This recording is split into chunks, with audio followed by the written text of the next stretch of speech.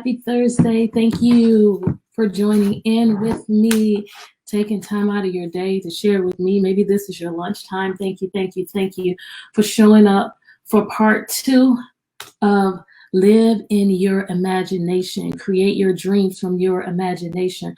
I'm going to pull this up on my other computer so at least I'll know who has joined up with me. Thank you. Or maybe I'll just get started without it. All right, because I don't want to take up too much of your time. I just showed up to give you just a little piece of something that I have used to help me to get me to the place where I am right now. So thank you again for showing up for part 2 of Living Your Imagination and create your dreams from your imagination. So wherever you are right now, whether you're at home, whether you're in your car, whether you're at work, wherever you are, I want you to look around you.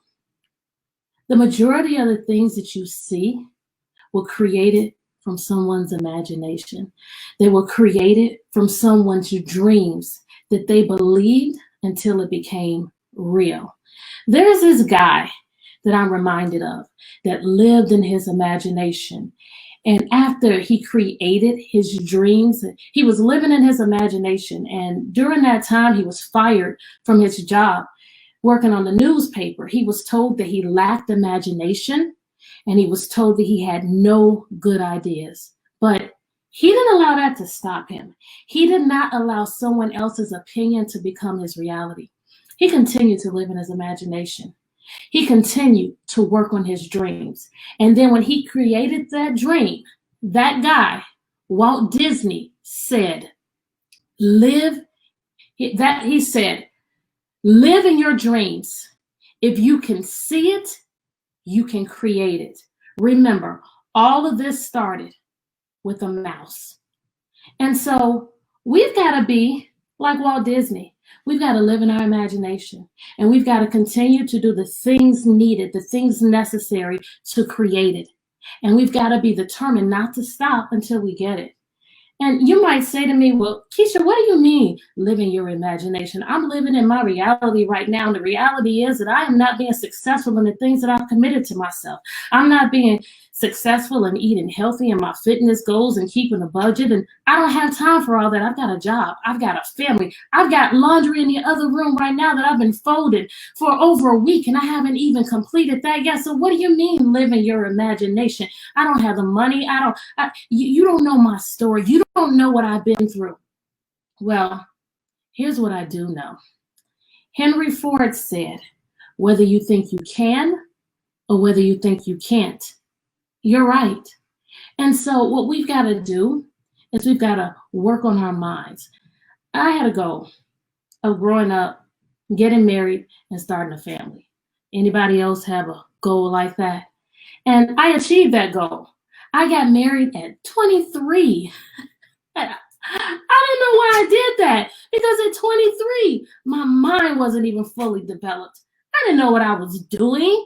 Scientists and doctors say that our minds are not fully developed until we're the age of 25.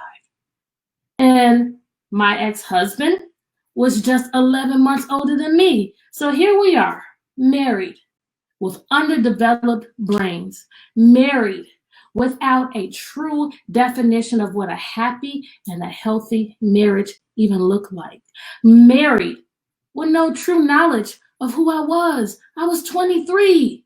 What did I know? Didn't end up well for me. I ended up unhappy, unfulfilled, and unclear on what I needed to do to find true happiness. And I stayed in this place for a long time. I was married for 16 years, and it got to a point where I realized I had to fix this on my own. And I want to share with you 3 of the things that I did to get me from that place of being completely unhappy and unfulfilled to the place where I am right now, talking to you, living in my imagination and creating my dreams. Number 1, you got to listen to motivational speakers. Every morning, I will wake up early, 4 o'clock. I was the only one awake in the house and was quiet. And I would listen to motivational speakers. Les Brown, it's not over until I win. Lisa Nichols, I am my own rescue. Zig Ziglar, some people say that motivation doesn't last, but neither does bathing.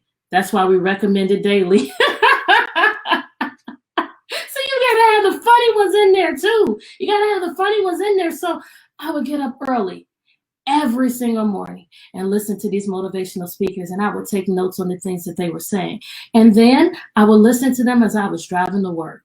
Then I would listen to them on my lunch for a recharge. And I was listening to these speakers every day, every day, every day. So I got to the point when situations would arrive, I would be able to hear those speakers' voices and I would feel better.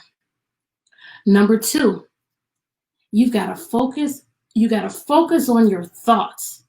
Did you know that 80% of our thoughts are negative and 95% of our thoughts are repetitive? So what that means is we're thinking the same damaging, draining, defeating thoughts over and over and over again. That's not going to work for us while we're on the road to creating our dreams. So what you've got to learn to do, and what I had to learn to do, is every time a negative thought will come in my mind, I say, wait, stop, no, don't talk to me like that. No. And then I would have to replace it with a positive thought. Jim Rohn says, we've got to learn to turn frustration into fascination. So when you're going through something that frustrates you, find the silver lining in it. What did you learn from the situation? How are you better from the situation? What is something that you're using in your life now that you would not have known had you not gone through that situation? So you've got to learn to turn those negative thoughts into positive. The third thing is your affirmations. What is something that you need said to you that will make you feel better about yourself? Maybe it's something that your parents used to say to you, but you're not hearing it now. Or maybe it's something that your parents didn't say to you and no one's ever said it to you, but you need to hear it. What are your affirmations? What are your I am statements? You need to get some, the ones that are going to empower you, and you need to write them down and read them every day, every day, every day. I am enough. I am kind. I am happy. I am worthy of respect. I am brilliant. I am magic. I am worthy of the best that life has to offer. What are your statements? Whatever they are, write them down and read them every day, every day, every day, because when you're working on your mind, it's just like building muscle. As long as you're working on it, that muscle is going to build. As long as you're working on your mind, you're going to be good. But as soon as you stop, you're going to regress. So these are the things that you're going to have to do every day, every day, every day. These are the things that I've done every day to get me here. And then you'll get to the point where you will believe the words of India Ari. There is nothing in this world that you cannot do when you believe in you. And then something that I believe and something that I like to say is live in your imagination. Work on its creation until it's real. This has been Keisha Yearby. Thank you so much for sharing your time with me. Now I want you to do something for you every day. I want you to ask yourself, what am I doing that is making me better? Thank you for watching. Smile. You're beautiful. Make a great day. See you next Thursday. Bye.